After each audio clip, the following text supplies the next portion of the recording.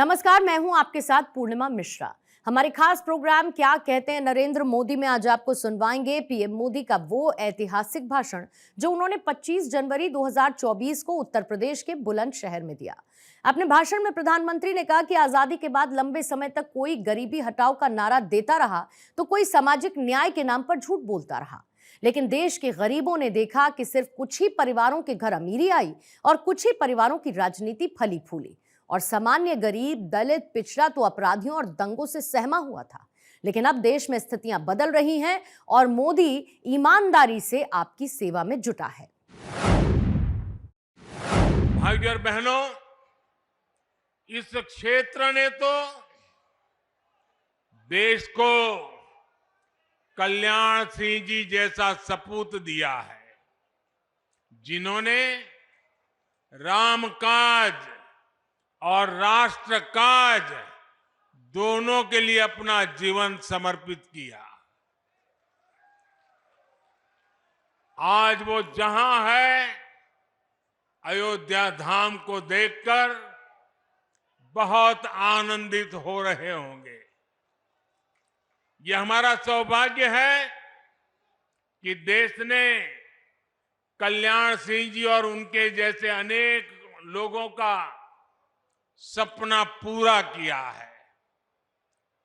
लेकिन अभी भी सशक्त राष्ट्र के निर्माण का, सच्चे सामाजिक न्याय का, उनका स्वप्न पूरा करने के लिए हमें अपनी गति और बढ़ानी है और जिसके लिए हमें मिलकर काम करना है।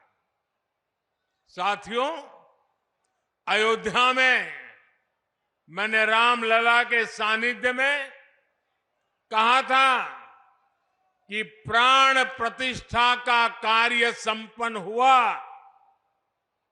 अब राष्ट्र प्रतिष्ठा को नई ऊंचाई देने का समय है।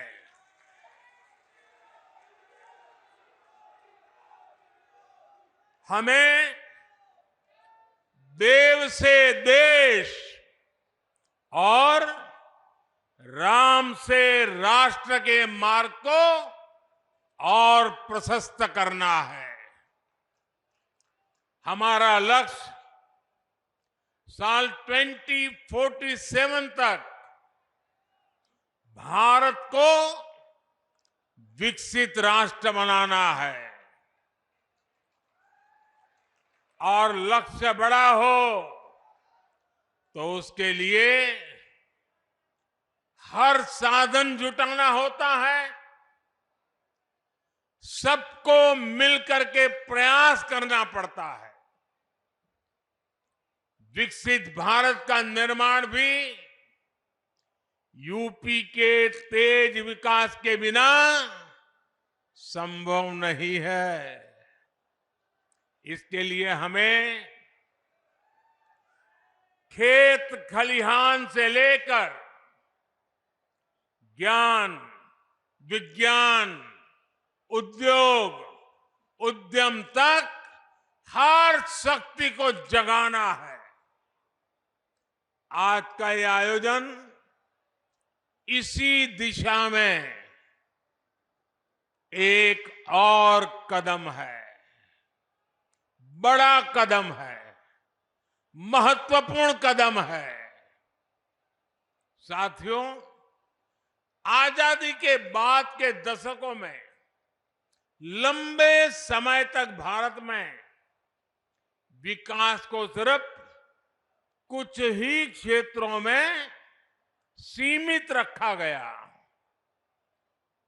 देश का एक बहुत बड़ा हिस्सा विकास से वंचित रहा। इसमें भी उत्तर प्रदेश, जहां देश की सबसे अधिक आबादी बसती थी, उस पर उतना ध्यान नहीं दिया गया। ये इसलिए हुआ क्योंकि लंबे समय तक यहां सरकार चलाने वालों ने शासकों की तरह बर्ताव किया, जनता को अभाव में रखने का, समाज में बंटवारे का रास्ता उनको सत्ता पाने का सबसे सरल माध्यम लगा। इसकी कीमत उत्तर प्रदेश की अनेक पीढ़ियों ने भुगती है, लेकिन साथ साथ देश को भी इसका बहुत बड़ा नुकसान हुआ है। जब देश का सबसे बड़ा राज्य ही अगर कमजोर हो तो देश कैसे ताकतवर हो सकता था? आप मुझे बताइए, क्या देश ताकतवर हो सकता है क्या? उत्तर प्रदेश को पहले ताकतवर बनाना होगा कि नहीं बनाना होगा? और मैं तो यूपी का सांसद हूं और मेरी विशेष जिम्मेवारी है।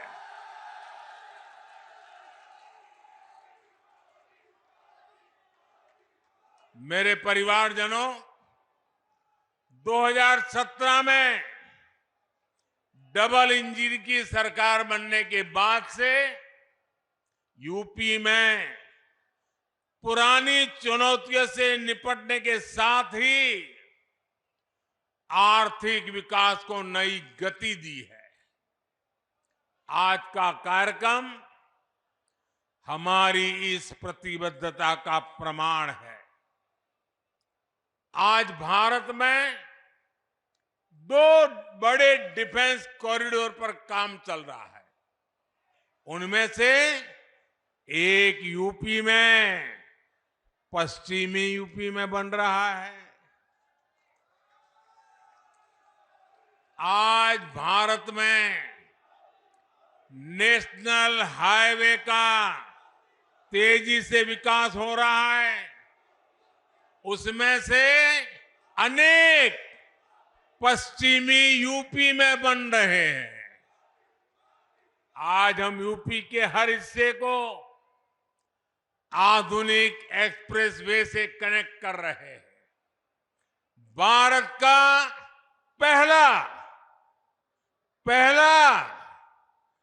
पहला नमो भारत ट्रेन प्रोजेक्ट पश्चिम यूपी में ही शुरू हुआ है। यूपी के कई शहर मेट्रो सुविधा से जुड़ रहे हैं। यूपी ईस्टर्न और वेस्टर्न डेडिकेटेड फ्रेट कॉरिडोर्स का हब बन रहा है। और ये बात बहुत बड़ी है साथियों। आने वाली शताब्दियों तक इसका महात्म्य रहने वाला है, जो आपके नसीब में आया है।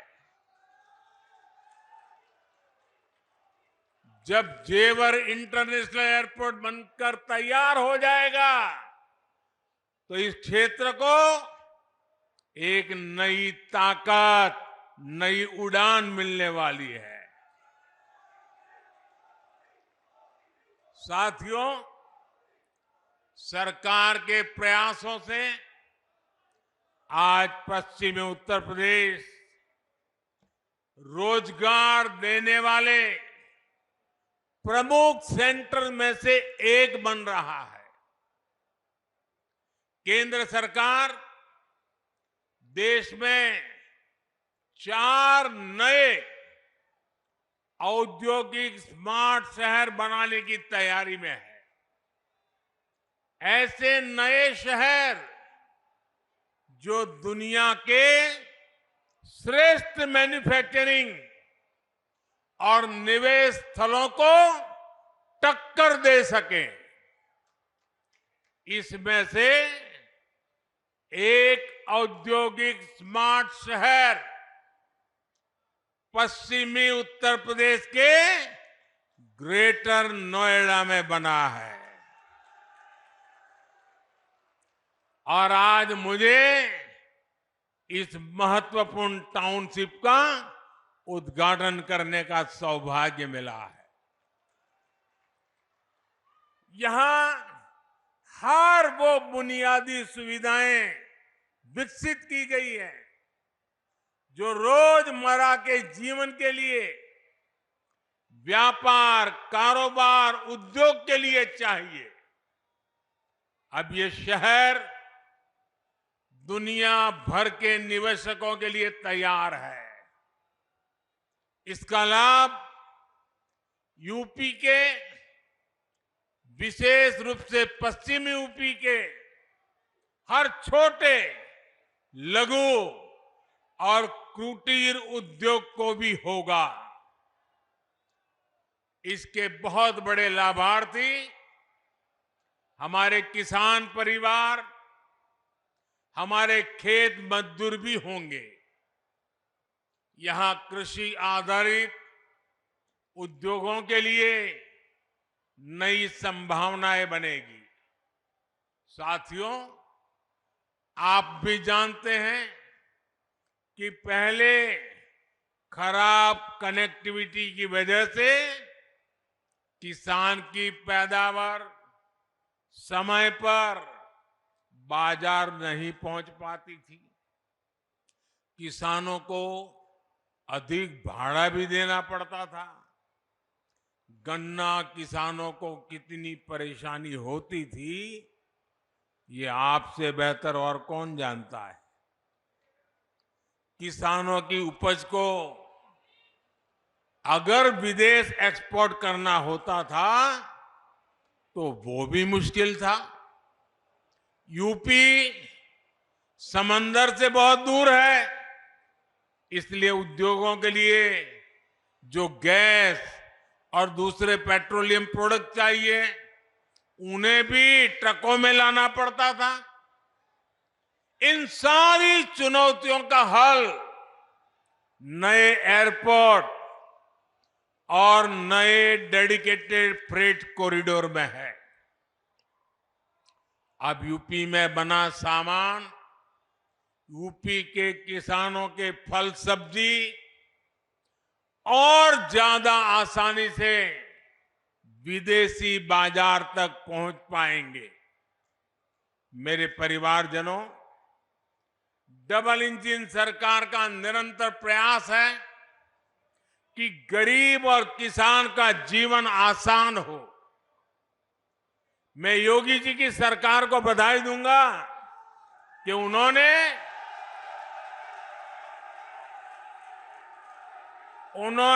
नए पेराई सत्र के लिए गन्ने का मूल्य और बढ़ा दिया है। गन्ना किसान हो, गेहूं और धान किसान हो, सभी किसानों को पहले अपनी ही उपज का पैसा पाने के लिए लंबा इंतजार करना पड़ता था। लेकिन हमारी सरकार इस परिस्थिति से किसान को बाहर निकाल रही है। हमारी सरकार ने ये सुनिश्चित किया है, मंडी में अनाज बेचने पर किसान का पैसा सीधे किसान के बैंक अकाउंट में जाना चाहिए।